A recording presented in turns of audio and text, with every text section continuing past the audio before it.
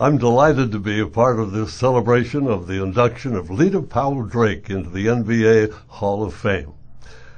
Leta, I would describe as kind of the Wonder Woman of Nebraska broadcasting, her many years, decades of television performing, production, management, on-air personality. She's done it all and deserves the honor that she's about to receive tonight. And whether it's a TV program, whether it's an interview, whether it's a pledge drive, and of course Leta and I have appeared on many of those on NET television. She's a great favorite, I might add, among our viewers. Whatever it is, it's being on stage, doing a play, she's always prepared to do her best. I guess we describe Leta Powell Drake as a lifelong learner. She never stops learning about things, and tonight we're going to learn a little bit more about her and her wonderful career in broadcasting. And who better to tell that than Leta Powell Drake herself. Back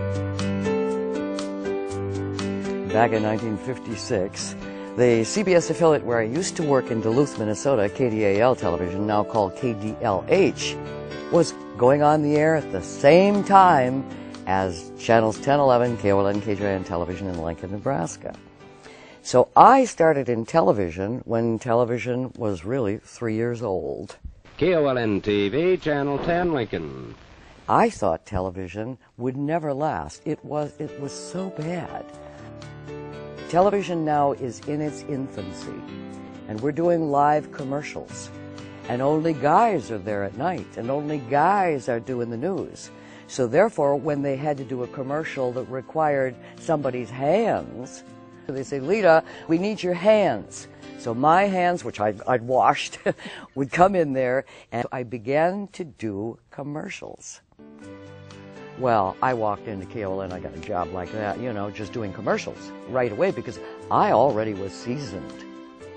My first commercial was with the Lincoln Telephone Company.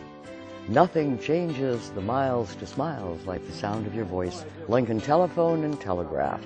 Missley Chevrolet, Lincoln Electric System, Nebraska Public Power, Aunt Betty's Bread, Goals of Nebraska. With one monthly payment in one place. And they were all live, so I was ripping and running. You try it and see if you don't agree. Not being paid worth crap. Just look for the big cellophane wrap. And the cartoon Corral actually started with Sheriff Bill and Silent Orv, until Sheriff Bill was sent out to the Western Territory in Arizona because his wife had asthma. And so I came on as Kalamity Kate. I didn't want a Western setting. I wanted to be a rocket ship lady.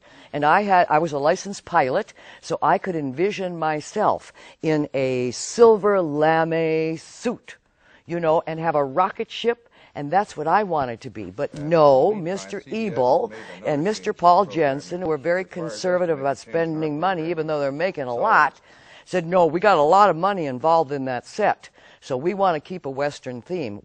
So I became Kalamity Kate, the West's only lady sheriff. And the rest is history. Here she comes, Kalamity Kate. She's on the move. So you got to have the big hair, you got to have the braids, and you got to have the Western outfit with the fringe skirt, and I got the boots.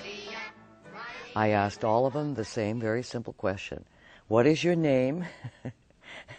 Where are you from? What are you going to be when you grow up? My name is Charles and I want to be a housewife. I'm Jimmy Edwards. I want to be a carpenter. A fire engine. Cartoon Corral will be right back.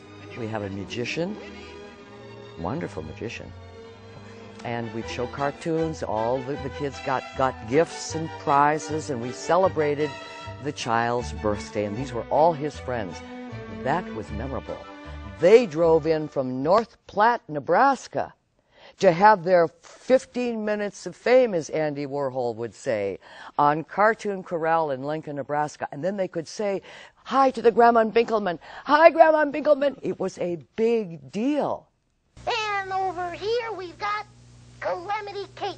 But now I tried to make it a little educational. These kids who are here with us today. We had Little Reggie's Quiz Kids.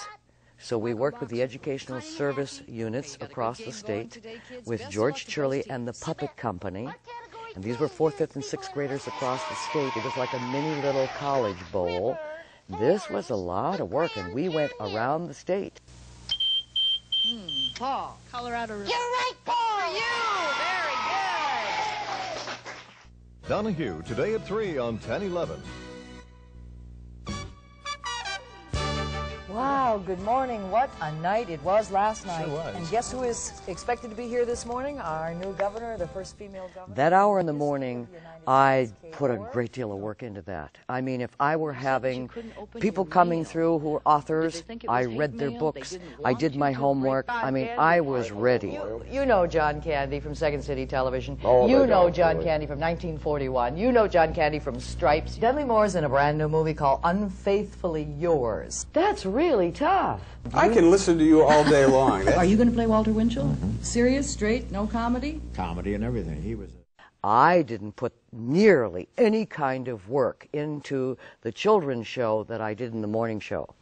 Nobody remembers the morning show. All these years later, all those kids remember the fun that we had on Cartoon Corral.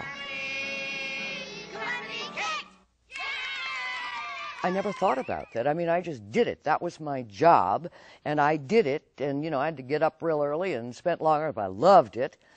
I left it with not great regret because it was a lot of work. And besides, now I was the program director of the TV station, and I had other commitments and responsibilities, but I still had my morning show. And I really thought that the morning show would never go away because it was in many ways a public service junk pile. And now, here's your hostess, Leta Powell Drake. Mayday, mayday, mayday.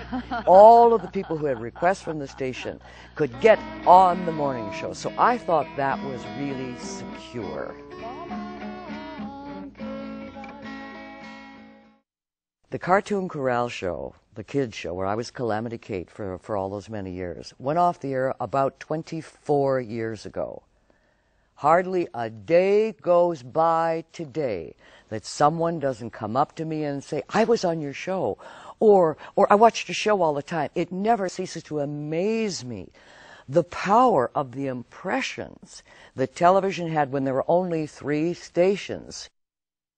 So here it is, these many years later, and people, they will still, when I say to them, you were on the show? They say, oh yeah. I said, what did you say you were going to be when you grew up? When I grow up, I'm going to be a farmer. Be a milkman. I'll be in electronics. And they can tell me. They can tell me about that experience. That's how significant it was. Now our time with you is through. Hope we made a friend or two. But for now we'll have to say goodbye.